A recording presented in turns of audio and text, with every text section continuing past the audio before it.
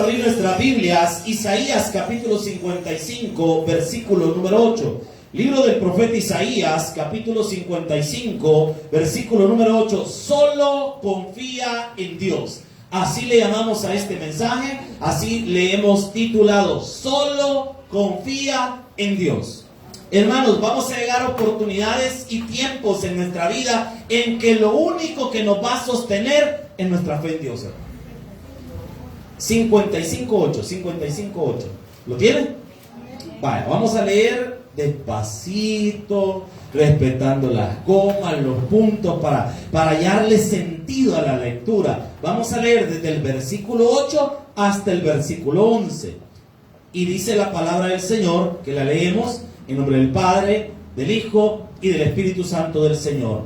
Porque mis pensamientos no son vuestros pensamientos, ni vuestros caminos, ¿qué dice la Biblia? Mis caminos, dijo Jehová, como son más altos los cielos que la tierra, así son mis caminos más altos que vuestros caminos, y mis pensamientos más que vuestros pensamientos. Porque como desciende de los cielos la lluvia y la nieve, y no vuelve allá, sino que riega la tierra y la hace, ¿qué dice la Escritura? Va a germinar y producir, y da semilla al que siembra y pan al que come. Así será mi palabra que sale de mi boca. No volverá a mí, como dice el Señor, sino que hará lo que yo quiero y será prosperada en aquello para que la envíe. Buen Dios y Padre que estás en los cielos, Señor, esta mañana venimos delante del trono de la gracia a alabarte y a bendecirte. Te pedimos, Señor, que reprendas al enemigo, a todo espíritu que se quiera oponer a la predicación del Evangelio y a la proclamación de tu nombre. Te pedimos que hoy tu palabra sea expuesta con denuedo y con autoridad, Señor, en el nombre poderoso de Jesús. Amén y amén. Pueden tomar su asiento. El libro de Isaías. Isaías fue llamado a profetizar al reino de Judá. Isaías, a diferencia de otros profetas, venía de cuna noble, es decir, era familia real, pertenecía al linaje real. El mensaje de Isaías se le llama también el quinto de los evangelios. Se le llama así porque es el profeta del Antiguo Testamento que su mensaje es mesiánico totalmente. Desde el capítulo 1 hasta el último capítulo, que es como por el 66, si no me equivoco, Isaías hace énfasis en el mensaje mesiánico, en el futuro advenimiento del Mesías para Israel, que sabemos que fue nuestro Señor Jesucristo. En pocas palabras, nos revela el juicio para la nación de Judá y para todo Israel a causa del pecado en el que ellos vivían, y cómo Dios los va a restaurar enviándoles salvación por medio del Mesías. Ese es básicamente todo el mensaje que vamos a encontrar en el libro de Isaías. Ahora, el capítulo 55, que es en el que estamos meditando, se titula, o el título que aparece ahí arriba, se llama Misericordia gratuita para todos. Hablando de la restauración, porque el propósito de Dios no es destruirnos, el propósito de Dios es restaurar. Amén, iglesia. Dios no ha venido a destruir nuestras vidas, Dios ha venido a restaurar nuestras vidas. Ahora, hay algo interesante. Ante la adversidad y la dificultad que se nos avecina en nuestra vida, una recomendación: no se rinda y confíe que Dios tiene el control de todas las cosas. Básicamente eso es lo que hoy vamos a tratar de meditar, tanto en el culto de las 8 como en el culto de las 10, que hay que confiar que Dios tiene el control de todas las cosas. Hay cosas que salen de nuestro control, pero tienen que ver ya en el plan y el propósito de Dios. Hay situaciones que usted y yo no quisiéramos vivir, pero son parte del propósito de Dios para nuestra vida, porque hay cosas que debemos cambiar. Y hay un detalle interesante. Vean conmigo desde el versículo 8, por favor. Dice la Escritura: porque mis pensamientos no son, ¿qué dice la Biblia? Deténgase ahí. Punto número 1. Tu plan no es necesariamente el plan de Dios. Nosotros tenemos planes para nuestra vida. ¿Se recuerda cuando estábamos quizás más jóvenes y menos guapos que ahora? ¿Me entiende? ¿Verdad? Cuando estábamos más jóvenes y menos guapos que ahora. ¿Se recuerda que uno soñaba a qué profesión se iba a dedicar. ¿Cuántos de los que están acá lograron la profesión que se pusieron de niños? ¿Quiénes lo lograron? Hermana Tránsito, mi esposa, hermana, ¿quién más? Hermana, excelente. De ahí los demás, lo que nos tocó, ¿verdad? Lo que logramos, ¿me entiende? Porque quizás no lo logramos. Teníamos un plan, teníamos una idea, teníamos un sueño cuando estábamos pequeños. Yo quería ser piloto. Yo me enamoré de los aviones viendo Top Gun, hermano. Desde chiquito, cuando vi esa película, yo me enamoré de los aviones y de Tom Cruise también. Es terrible, ¿me entiendes? Entonces, uno se enamora, uno tiene un sueño. Uno se enamora de su sueño, de lo que espera llegar alguna vez. Pero no necesariamente nuestro sueño es el sueño de Dios para nosotros. A veces nosotros queremos cosas. Queremos, por ejemplo, vivir en otro país o vivir en otra parte de El Salvador, ya sea en San Salvador, en El Escalón, no sé, donde usted quiera vivir. Pero quizás su sueño no es el sueño de Dios.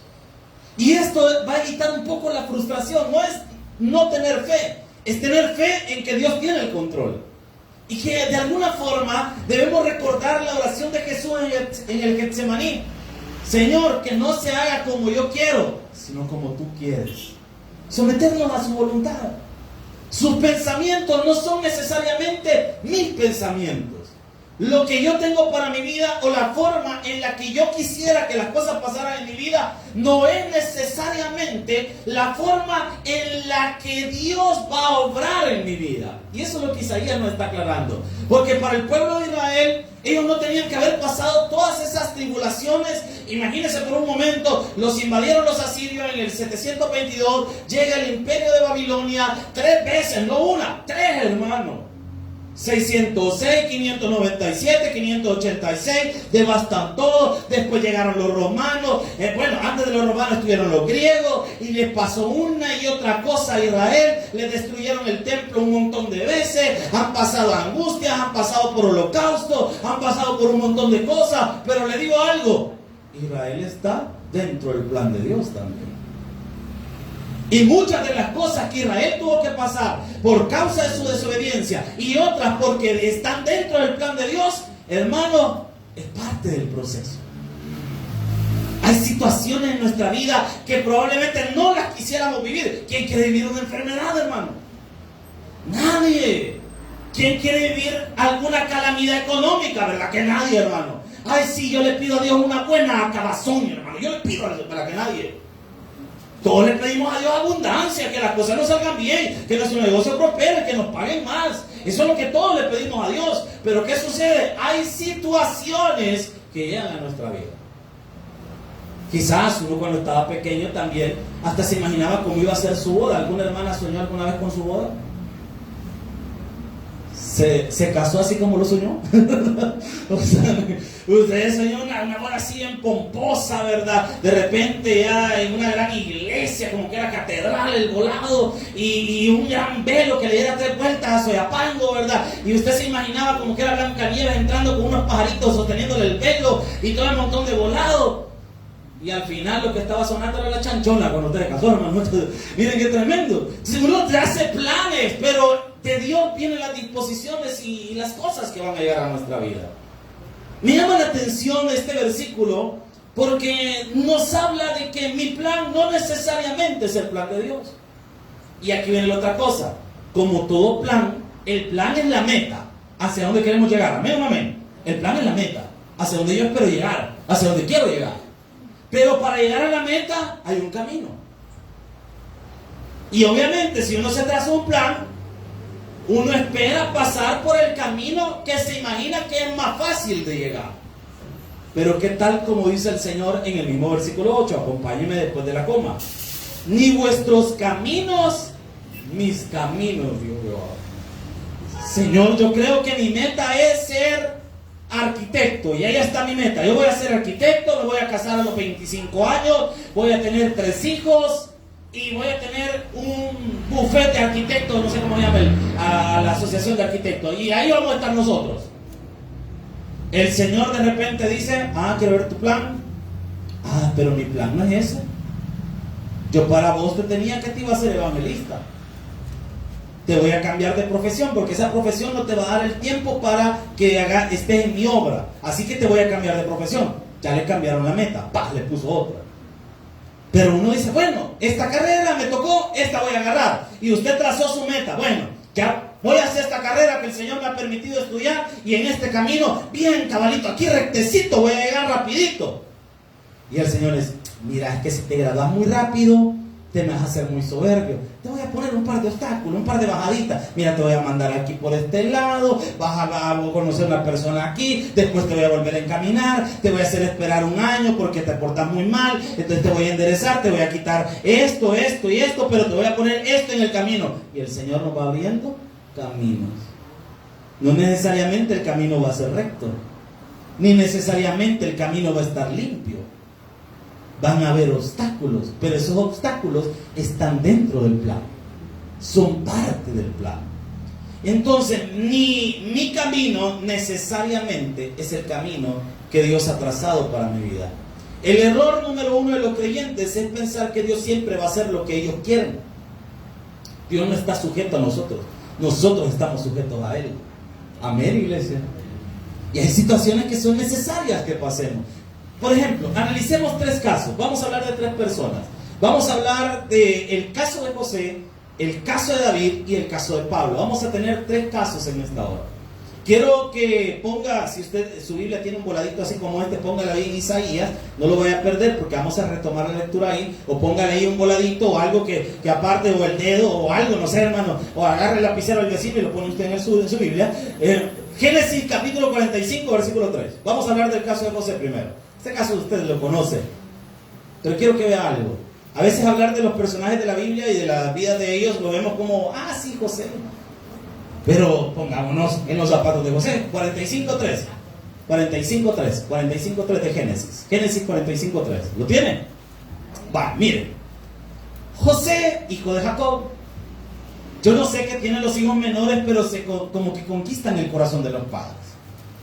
El primer hijo también enamora al papá y a la mamá. Depende también del mamá y el papá. Pero usualmente se enamoran más del último. O en el caso de los abuelos se enamoran de los nietos. Al hijo ni lo querían, ahí lo dejaban a la intemperie. Pero ay, el niño chiquitillo, el niño.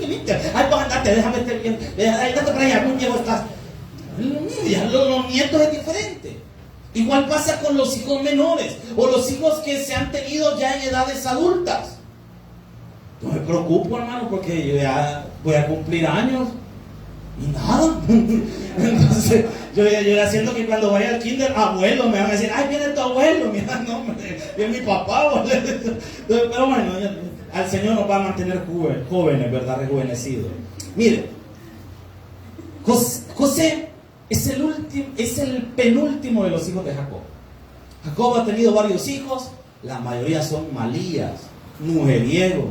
Bueno, y Noel Judá se iba a meter donde las cariñosas, se iba a meter ahí con las mujeres de la vida galante. Era medio perverso. Todos tenían sus cosas y todos hicieron cosas malas. Pero José era un niño bien, un muchacho que ahí pasaba en la casa ayudando a papá y a mamá. Era el típico hermano que le gustaba ponerle el dedo a los demás. Ese era José.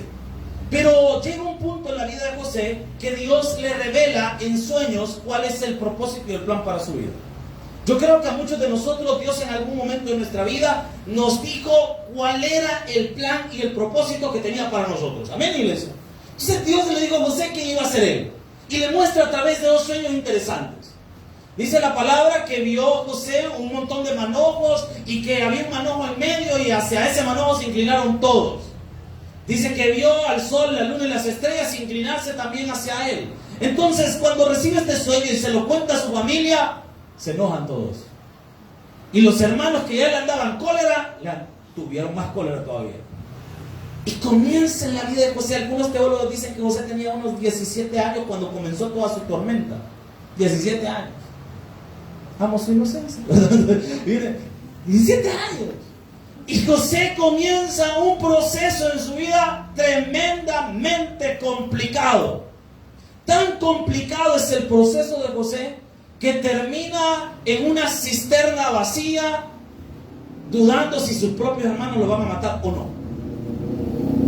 Dice la Biblia que iba una compañía de madianitas por ahí, y de repente en esa compañía de madianitas que va pasando, compran a José como esclavo y lo venden.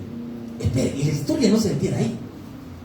José es esclavo en la casa de un hombre llamado Potifar. Usted conoce la historia. Y de donde Potifar empieza él a crecer, a ser un buen administrador, las cosas le prosperan en la mano, todo está yendo bien, y de repente la señora de Potifar, no sé cómo llamarle, la potiseñora, ¿verdad? La Potifar, o no sé cómo llamarla, la señora medio loca, la Potifar, Potifina, no sé cómo llamarla, de repente le agarra feo y pone sus ojos en José. Y quería travesear a José. Y entonces, como José no es ningún fácil y es del taber, como cualquier hombre del tabernáculo, huye de la tentación, ¿me entiendes? Porque nosotros así somos. Porque le da risa, me decía, son malitos. Entonces, mire, huye de la tentación. Pero la señora, como andaba fiera, le agarra la ropa y lo que chulón le tocó correr al hombro. Y al verse ella en esa situación, quizás José hasta gritó. Cuando llega la gente a ver qué había pasado, ella dice que José la intentó violar. Y mire, aquí viene una serie de cosas interesantes en la vida de José. ¿Sabía usted que en el tiempo egipcio los amos podían tomar a sus siervos como esclavos, incluso hasta sexuales, y no se miraba mal? Pero la cultura y el corazón de José era tan entregado al Señor que aunque la cultura de ese tiempo permitiera una relación así, José no se iba a contaminar. Mira qué tremendo la vida de José. Y por hacer lo correcto, José termina preso. Y pasó muchos años en prisión. Y me llama la atención algo de José, que a pesar de los años que lleva en prisión, José sigue con una buena actitud. Hermanos, aunque estemos pasando un proceso difícil en nuestra vida, no debemos cambiar una buena actitud, hermano. ¿Por qué sabe que José tiene una buena actitud? Porque hay dos personas que están presos y José les hace la pregunta más ilógica que le pueden hacer a un preso. ¿Por qué están tristes? Hermano, yo no sé si alguna vez usted ha ido a predicar una Bartolina o ha estado en una Bartolina, hermano. No nos vaya a contar, por favor, ahí déjelo así. Lo mejor así no pensamos mal de usted.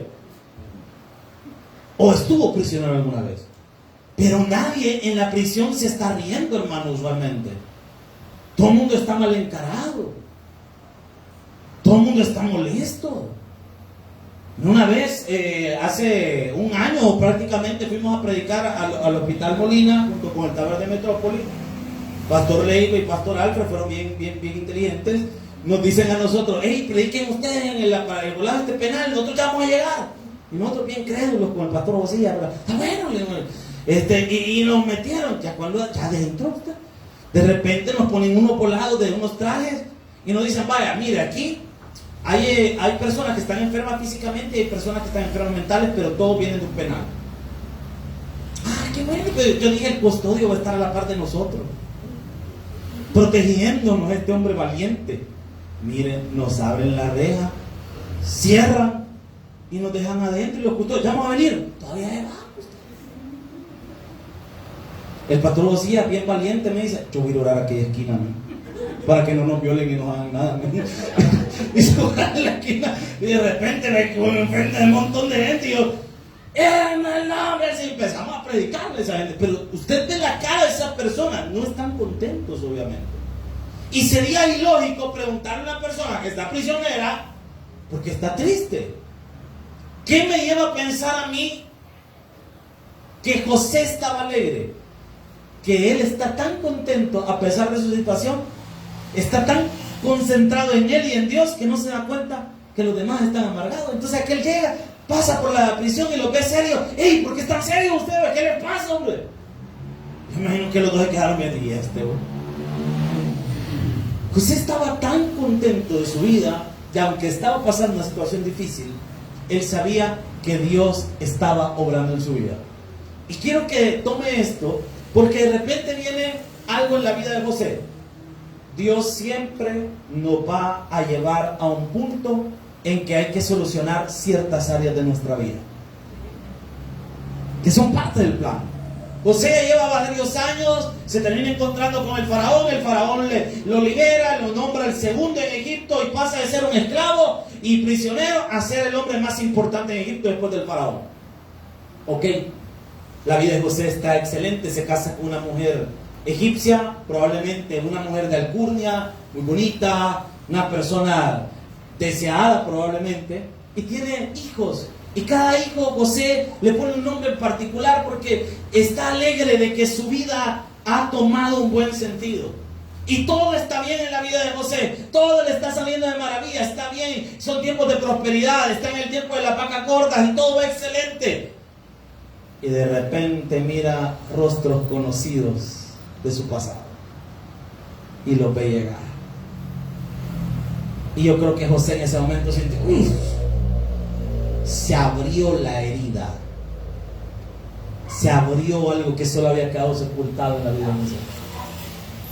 Y José trama un plan de venganza en el que está acusando a sus hermanos que han llegado a Egipto y los está acusando de ladrones con la finalidad de vengarse de ellos. Pero empieza algo interesante en la vida de José, y aquí donde nos encontramos ya, versículo número 3. Ya José ya lleva rato de estar con sus hermanos, los tiene sentados a la mesa, los invitó a comer, está fingiendo ser otra persona y no él. Y vea lo que pasa con José. Dijo José a sus hermanos: yo soy José. Vamos desde el 2 para agarrar sabor a esto. Entonces se dio, ¿qué dice la Biblia? ¿A cuánto dice? ¿Quién está llorando? José. Ya no aguantó ver a sus hermanos, dice la Biblia. Y oyeron los egipcios y oyó también la casa de Faraón. Y dijo José a sus hermanos: yo soy José, vive mi padre. Y sus hermanos no pudieron responderle porque estaban, como dice la Biblia, de cualquier parte donde se hubieran esperado encontrar a José, no era como un señor egipcio. Y todos se quedaron así cuando él se revela y dice que es José. Y dice el versículo 4: entonces dijo José a sus hermanos: acercaos ahora a mí. Y ellos se acercaron.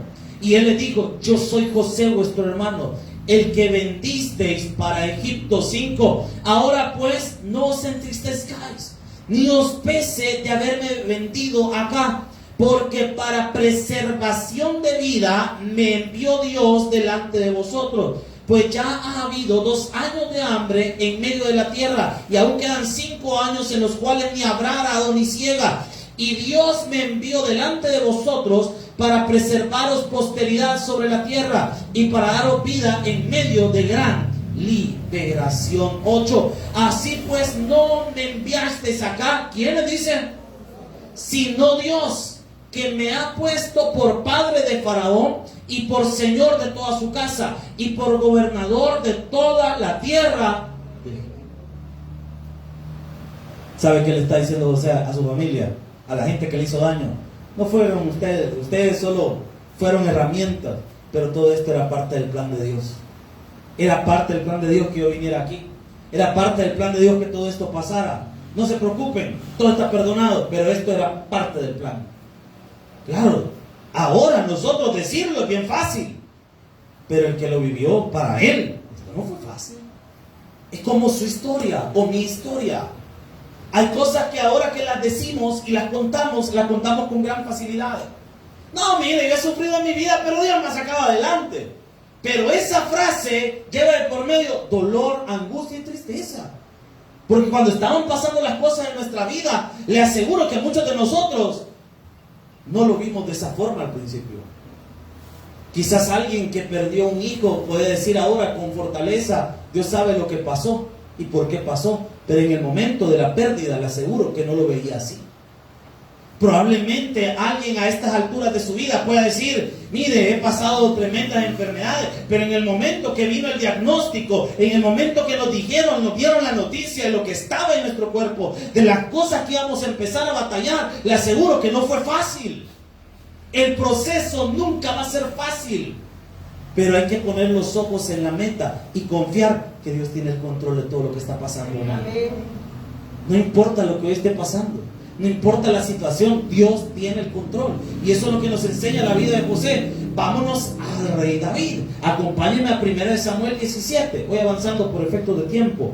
1 Samuel 17, versículo 34. Primer libro de Samuel, capítulo 17, versículo número 34. Bueno, aquí David era un muchacho. Dios había enviado al profeta Samuel a ungirlo como rey. Pero ya pasaron varios años desde que lo ungieron como rey y David seguía siendo pastor de ovejas. En una de esas se encontraba la guerra entre los filisteos y la nación de Israel. Y usted conoce la historia del famoso Goliat que está amenazando al ejército de Israel. Nadie le quiere hacer frente a Goliat. Todo el mundo le tiene miedo. Porque imagínese encontrarse un tipo que mida 3 metros. Si yo creo que alguno de nosotros a la rodilla le llegaríamos al hombre. Y David era un muchacho. Pero David tiene un razonamiento bien interesante en este versículo. 17:34 le dije, ¿verdad?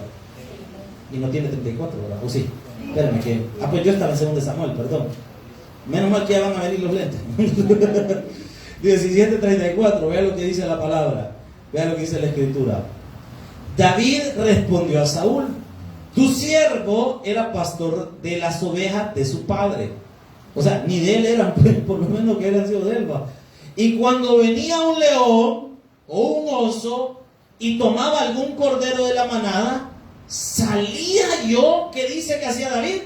Tras él, y lo hería y lo libraba de su boca. Y si se levantaba contra mí, yo le echaba mano de la quijada y lo hería. Vaya, ¿qué más hizo este brother? Si nosotros el Chihuahua nos pone a temblar usted. Ya está, un ratón usted. ¿No le ha pasado que usted está en la casa y de repente ve el volador? Llama al esposo y cuando usted siente a su esposo bien dado en el techo, ¡ay, mira el ratón! O bueno, ya aquí en la ciudad ya no se ven las culebras, ¿verdad? Aquí allá a las 500, que es una media que anda perdida de algún monterracal. Pero en los pueblos es más frecuente. Yo me recuerdo ya en San José Montañita que la gente decía que podía oler las culebras. Yo no sé que aquí apesta una culebra usted. Pero ellos decían que lo podían oler. Se siente olor a culebra. Qué olor a Paco Rabanne se siente. No sé, así también se perfuma la culebra, ¿o qué onda? Entonces mire, yo vi a mucha gente, uno que se ha creado en la ciudad y llega al campo es triste, hermano. Alguien que se ha creado en el campo y llega a la ciudad no hay tanto problema, pero los que nos hemos creado en la ciudad y bañito solo de aquel es triste llegar al campo. Primer contraste es el baño, hermano. ¿Y aquí dónde está el baño? Aquel hoyo. Uy. O sea, y aquí donde se baña uno. Allá afuera, ahí está. Pero ahí está el vecino. Pues sí, pues no te va a ver, hombre. Y son una gran sorpresa. Y de todos los peligros que hay en el campo, ¿verdad? Todos los animales y un montón de bolas. Y la gente se acostumbra, pero uno de la ciudad, usted. Mire, decía, a mí ni a pelar una naranja me habían enseñado, ahí fue a aprender. Mi madre me había enseñado un montón de cosas, pero menos pelar una naranja. Pelar una naranja y yo empiezo a pelar y toda la gente riéndose. No se pela así, no importa que esté pelado, el cómo no importa, le digo. Pero igual, o sea, ahí uno aprende. En una ocasión estábamos comiendo, nosotros comiendo en el comedor ahí, dándole, y de repente siento olor a culebra, digo. De repente oigo, se hacen señas entre ellos. Y a lo mejor en el techo estaba la bendita culebra. De ahí solo me dice el pastor, espérate, hacia un lado. Y yo de repente como los animalitos, ¿verdad? Cuando están comiendo, los mismos vienen a lo mejor de darle. Y de repente viene, le hacen con un palo y ¡pum! Cae la gran culebra. Y un sale el carro, ¡pam! En la mesa. La hace con el corno al lado, vaya, sigamos comiendo. ¿Cree usted que puede comer, hermano? Espérese, y una vez me dieron de comer culebra usted. que la gente malía, viejo. Desde entonces a mí me quedó la costumbre de oler la comida antes de probarla. Porque de repente me ponen un suizo y un volado, y como a uno le enseñan en el colegio de teología que todo lo que le sirvan en la mesa, cuando uno es misionero lo tiene que comer. Si lo han invitado a comer a una casa o algo, peor en el campo, porque la gente es un poquito más sensible. Si usted le expresa la comida, ya le cayó mal. Entonces ahí, aunque a usted no le gusta, ¡ay, qué delicia! aunque no le guste, es lo mejor que he probado en mi vida, ¿verdad? O sea, porque pues sí, peligra la patria, ¿me entienden? Miren, y estábamos comiendo y un colado rojo estaba ahí, yo voy a darle. De repente le gusta lo que está comiendo. No sé, tiene un sabor extraño, le digo, pero está bueno. Es culebra, Entonces, miren, son cosas que pasan. La gente se vuelve diestra. David entendió algo. Sea el oso, sea el león, y sea lo que sea, Dios me está preparando para algo. David entendía que todas las luchas que estaban llegando a su vida es porque iba en el camino hacia donde Dios lo llevaba. Pero tenía que pelear con el oso. Y suena bien fácil decir, ¡ay, se agarró con un oso! No, mi hermano, dimensione, hombre. Si el chuchito nos pone a temblar, imagínese un oso usted. Tamaño animal usted. Y todavía dice David que la quijada lo agarraba. Imagínese usted. O sea que yo no sé si está fanfarroneando usted. Pero qué pelado, imagínese de repente usted, David con el oso, ¿qué oso huele le vara?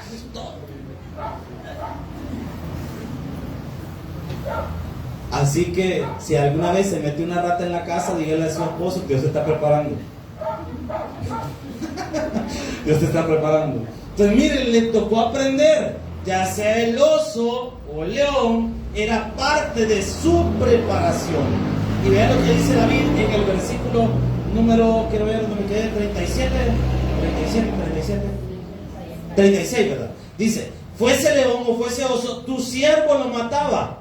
Y este filisteo incircunciso será como uno de ellos, porque ha provocado al ejército del Dios viviente. Y añadió David, Jehová, que me ha librado de las garras del león y de las garras del oso, él también me librará de la mano de este filisteo. Y dijo Saúl a David, ve y Jehová esté contigo.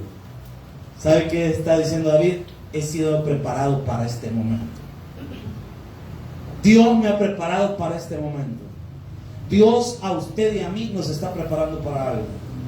Todo lo que está pasando en nuestra vida es parte del propósito. Todas las veces que nos tratan mal, todas las veces que digan algo a nosotros, todas las veces que alguien nos haga algo, todo eso es parte del propósito, hermano.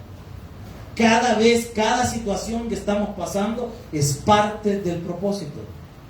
Avancemos uno más, porque quiero llegar de nuevo a Isaías, el ejemplo de Pablo. Hechos capítulo 9, versículos del 15 en adelante. Libro de los Hechos de los Apóstoles, capítulo 9, versículos del 15 en adelante. Si alguien esta mañana dice, mire, pero todas las cosas que me pasan, yo creo que a mí quizás a Vietnam me va a mandar al Señor, no sé por qué, porque mire que me ha dado una buena batalla tipo Rambo. No se preocupe. Dios así forja a sus siervos. 9:15, Hechos 9:15, ¿lo tiene? El Señor le dijo, ve, porque instrumento escogido me es este, para llevar mi nombre en presencia de los gentiles y de reyes y de los hijos de Israel, porque yo le mostraré cuánto le es necesario padecer, ¿qué dice la Biblia? Saulo iba camino a Damasco, usted conoce la idea, la historia. Llevaba un montón de órdenes de captura para los cristianos. Este es el que imponía el régimen de excepción en el tiempo antiguo, y andaba ahí capturando a todo el mundo. Y dice la Biblia que en la entrada de Damasco tuvo un encuentro con Jesús. Dice que cayó al suelo y después sus ojos quedaron cerrados. Pasó mucho tiempo ayunando y orando, esperando que Dios lo sanara. Dice la palabra de Dios que Dios le envió a un hombre para que orara por él, pero el hombre no quería ir donde Pablo, porque decía, ¿por qué voy a ir donde ese hombre? Si ese hombre mata cristianos, si ese hombre es lo peor que puede haber, ¿cómo es posible que vas a usar a ese hombre? ¿Y qué le dice Dios a ese profeta, a ese siervo? anda, porque yo lo escogí. Todo, mira, es que si alguien fue loco para el mundo, va a ser loco para las cosas de Dios. Y Dios por eso escoge gente así, que en el mundo fueron grandes trastornados. Si mire, si usted viera los currículums de los pastores del Taber, de todos nosotros, ¿qué es lo que fuimos antes? Locos, hermano. Allá hay tirapiedras, hermano. Allá hay gente que anduvo en desórdenes. El que aventaba la bomba molotov ahora es pastor, hermano. Y allá lo veo ahora cantando alabanza y todo. Y antes allá lo veía bolo y todo el montón de volados. Pastor Wilber nos decía a nosotros, allá en Cojute, si a muchos de ustedes de la cantina los he ido a sacar, decía el pastor. Porque es que sí son las personas que Dios escoge, hermano. Personas que fueron capaces de hacer locuras por el mundo y que no se tocaron el hígado por hacer locuras por el mundo, no se van a tocar el hígado por hacer locuras por Dios. Si para el mundo fuimos locos y anduvimos haciendo cosas y mire, si en el mundo nos desvelábamos todos los viernes, amanecíamos el sábado, todavía le dábamos el sábado y el domingo ya andaba en el súper con los lentes, ¿verdad? Lentes oscuros y todo, la carretilla lo llevaba uno, ¿verdad? Pero ahí andaba. Y el lunes a trabajar. Todo golpeado por la vida. Todo como que era de que había salido de Thriller, del baile de Michael Jackson. Todo para el trabajo. Pero le hizo frente. Si eso lo hicimos por el mundo, ahora, ¿por qué no vamos a hacer cosas por Dios, hermano? ¿Cuáles son las excusas que estamos poniendo? Si al final Pablo nos enseña que Dios lo llamó a él y dijo, es que yo lo escogí. Y si este fue loco para andar siguiendo gente en el mundo, ahora va a ser loco, pero para andar siguiendo gente, pero para Cristo. Si en el mundo Dios nos escogió para trabajar de vendedores y éramos buenos, hermano. Porque mire, si no ve a su vecino, si aquí le nota la labia. Ahora Dios te ha escogido no para promover un producto, sino para enseñarle a los demás que hay un camino de salvación y su nombre es Jesucristo, hermano. Por eso Dios te ha escogido. Todo lo que has pasado en tu vida, todas las cosas, todas tus experiencias, todo lo que tú has sufrido en tu vida, es un abono que Dios va dándote para que vaya llegando al nivel donde Dios te quiere poner. Y hay un detalle interesante todavía. Quiero que me acompañe de nuevo Isaías. Versículo 9. 55:9. Vimos 3 ejemplos: José, David y Pablo. 3 ejemplos. Hay muchos más en la Biblia de personas que pasaron cosas, pero al final eran parte del plan de Dios. Isaías 55:9. Ve lo que dice la Escritura. ¿Por qué debo confiar en los pensamientos y en el camino que Dios ha trazado? Versículo 9. Como son más altos los cielos que la tierra, así son mis caminos más altos que vuestros caminos, y mis pensamientos más que vuestros pensamientos. ¿Sabe qué está diciendo Dios? No me vas a entender completamente.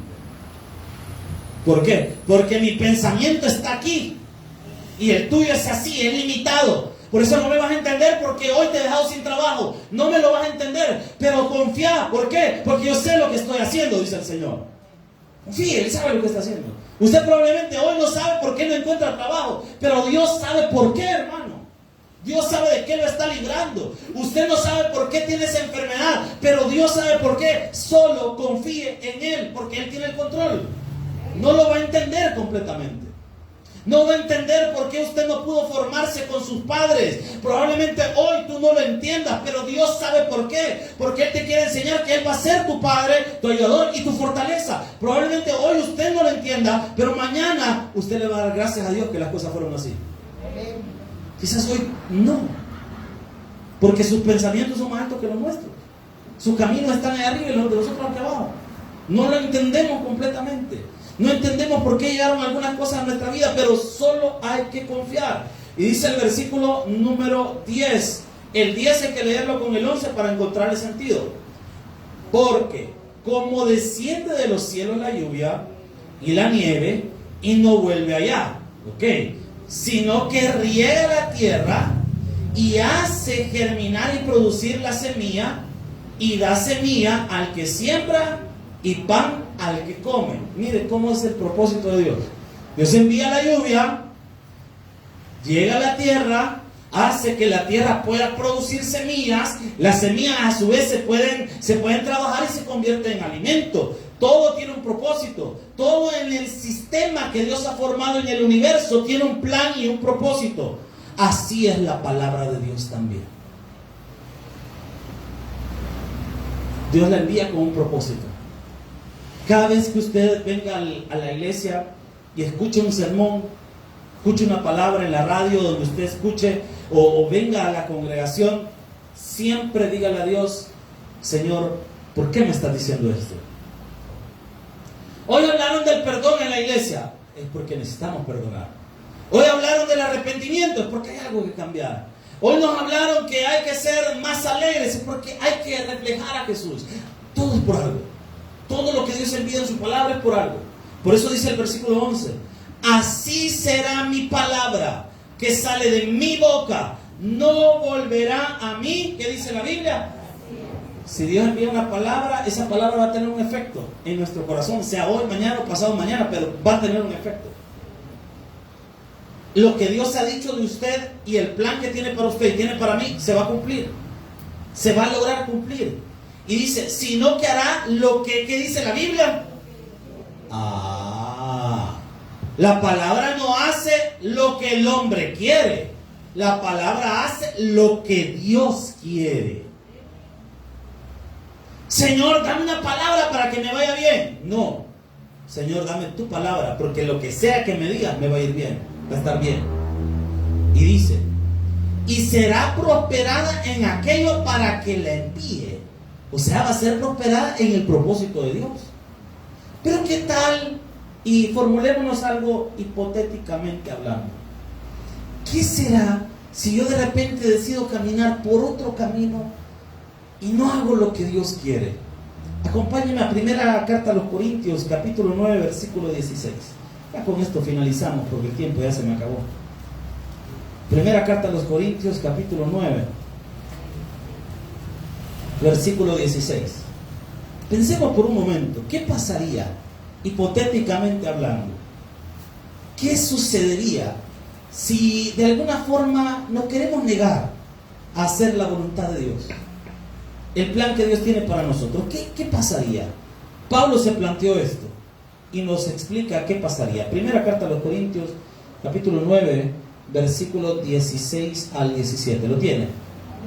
Dice Pablo: pues si anuncio el evangelio, no tengo por qué gloriarme. Ojo, lo que sea que le hagamos al Señor en servirle, no es para sentirnos grandes, ni que se llene de orgullo nuestro corazón. Y esto nos pasa a todos los que servimos al Señor. Hay momentos en que se nos llena nuestro corazón de orgullo, porque empezamos a ver de menos a la gente que no está como nosotros, y nuestro corazón se llena de orgullo. Y eso es algo que nos pasa frecuentemente y con lo que hay que aprender a luchar. Porque me es impuesta, que dice Pablo, necesidad. Y Pablo dice, y ay de mí si no anunciare. Vaya, ay con H de haber, y ay sin H es de dolor, hermano. Ay si yo no predico, ay si no hago lo que Dios me ha dicho. ¿Y qué me podría pasar si decido no predicar? Decido no hacer la voluntad de Dios en mi vida. Decido vivir mi vida, ¿y qué pues? Ok, versículo 17.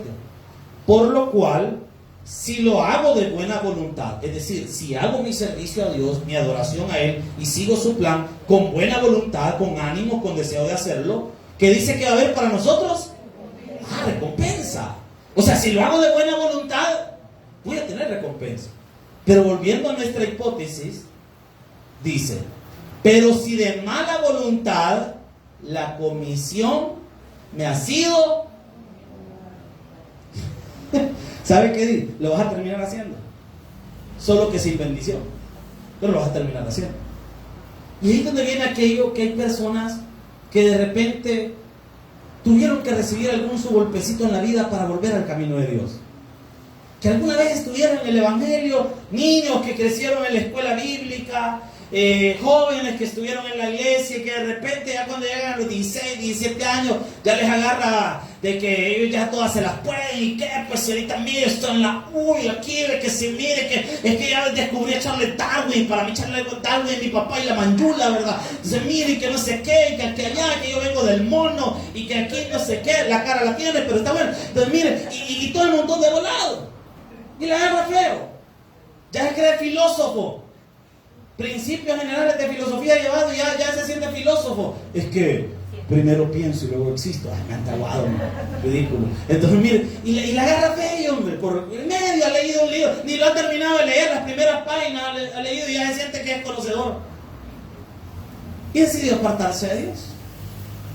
Y decidió vivir su vida loca. Y andar para arriba y para abajo, se empezó a poner polvo. Lo primero que hacen todos los bichos cristianos cuando salen de la iglesia, ponen un suarito, se hacen un tatuaje en la oreja para que lo vean, se pone baby siempre tuyo, ¿verdad? Entonces miren, y hay un montón de volados y la agarra feo y ya no podemos esa historia. Le ha pasado a tanta gente que no sé por qué sigue pasando. ¿Y qué sucede después? Terminan golpeados por la vida, un día emborrachados delante de algún lugar y se quedan, ¿qué estoy haciendo? Les toca como el hijo pródigo. El pastor Navas Jr., uno de los Navas, contaba en una predicación una vez que ellos con su hermano no querían saber nada de la iglesia porque habían crecido todo el tiempo en la iglesia y estaban hartos de la iglesia. Y se habían ido a vivir su vida al punto que dice el pastor Navas que ellos habían hecho una banda de rock y cantaban rock a Satanás, directamente al diablo. Sus canciones eran para el diablo. Y dice que alcoholizados hasta el tope estaban en una playa y de repente estuvieron a punto de ahogarse. Y dice que él sentía que la vida se le escapaba y se estaba ahogando. Y dice que mientras en lo que medio lograba conectar el cerebro, porque ya había demasiada agua en sus pulmones, dice que lo único que le dijo al Señor, Señor, dame otra oportunidad. Y dice que no se recuerda de nada y de repente apareció en la playa y volvió a respirar. Y dice que Dios le dio una nueva oportunidad. Siguiente domingo estaba de nuevo en la iglesia.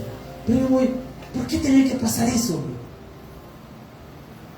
¿Por qué tiene que llegar a ese punto? ¿Por qué tenemos que llegar a ese punto? ¿Por qué no hacer las cosas de buena voluntad para el Señor? ¿Por qué tener que esperar una enfermedad? ¿Por qué tener que esperar destrucción económica? ¿Por qué tener que esperar que nuestra familia esté a punto de divorciarse para entonces empezar a orar y buscar a Dios? ¿Por qué llegar hasta ahí? Jóvenes, jóvenes, ustedes se pueden ahorrar el dolor, hombre. Ustedes se pueden ahorrar el dolor. Solo sigan a Dios y no se aparten de Él jamás. No se alejen de su servicio, no se alejen de la iglesia, no dejen a Dios. Y le aseguro que el sufrimiento se les va a reducir en la vida. Eso no se parte, hombre. ¿Y para qué quiere ir ahí? Si ahí vive todo el mundo, pues todos venimos saliendo de ese hoyo. Y es bien chistoso que uno gráficamente lo voy a ilustrar, saliendo del hoyo así todo quemado, todo chachayado, todo, y de repente mira un niño o una niña bien arregladito, viendo el hoyo y dice, no te metas, le dice uno. Y pone el dedo, no te metas, bicho. Y el bicho, ¡flam! Para abajo. Diga conmigo, jugado. ¿Para qué te vas a meter ahí, hombre? ¿Para qué vas a entrar en el mundo de las relaciones sexuales antes de tiempo, señorita? ¿Para qué vas a hacer eso? Te vas a meter en un mundo que va a ser autodestructivo para tu vida. ¿Para qué te vas a meter en la drogadicción? Solo vas a acabar mal. Mira las fotos de las personas, cómo eran antes de entrar en un vicio y cómo se convirtieron después. Ustedes han visto una película que se llama Juego de Gemelas, con Lindsay Lohan. Bonita la película. Muy bonita Lindsay Lohan cuando era pequeña. Hay otras películas de ella cuando está adolescente, una señorita muy hermosa. Mírenla ahora. El mundo de las adicciones destruye a la gente. ¿Se recuerdan de Britney Spears? Allá en los 2000 era el top en la mujer. Era lo más bonito que había.